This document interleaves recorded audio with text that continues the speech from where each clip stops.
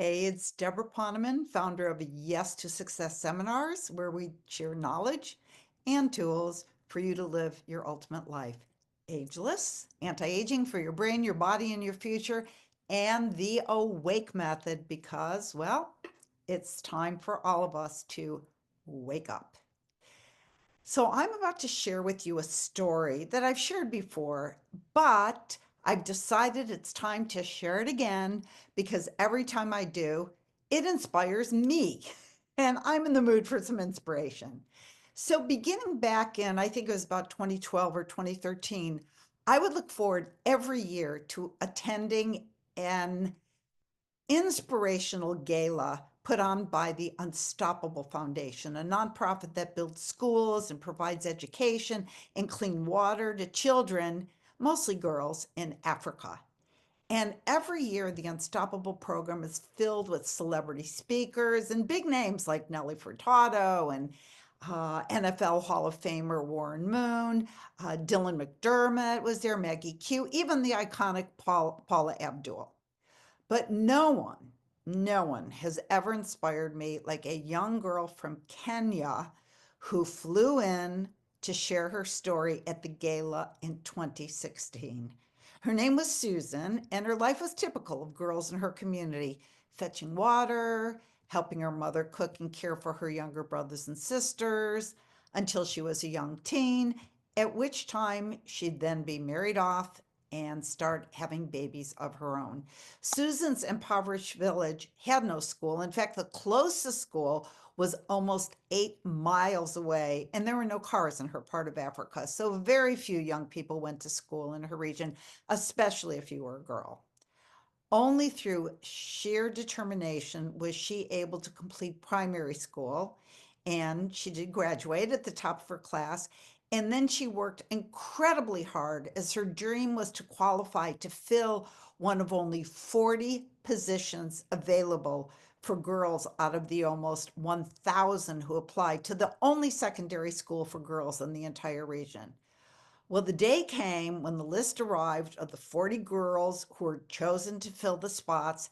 And with eager anticipation, Susan and her teachers ripped open the envelope containing the names of the girls who had been accepted, and Susan's name was not on the list. Her teachers were as brokenhearted as she, but there was nothing anyone could do, or so they thought. Susan was not taking no for an answer. She wanted to know why she, who was at the top of her class, was not chosen. So on the day that that school began, she walked 8 miles to the private school where the 40 girls who had been chosen were lined up in their crisp new uniforms, ready to walk into the school building and begin their year. Susan marched right up to the headmistress and, in front of all of the other girls, demanded to know why she hadn't been chosen. The headmistress said she was sorry, but there were only 40 spots because they had only 40 beds, 40 desks, 40 sets of books, and she was number 41. There was no money. I mean, not even for one more girl, and there was nothing the headmistress could do about it. As Susan begged and held back her tears and said there must be something that could be done, soon the other girls also began begging the headmistress to let Susan in, saying they would share their books and push their beds together to make room for her. They offered to share their uniforms and even give Susan their desks. So they said that they would sit on the floor. Please let her in.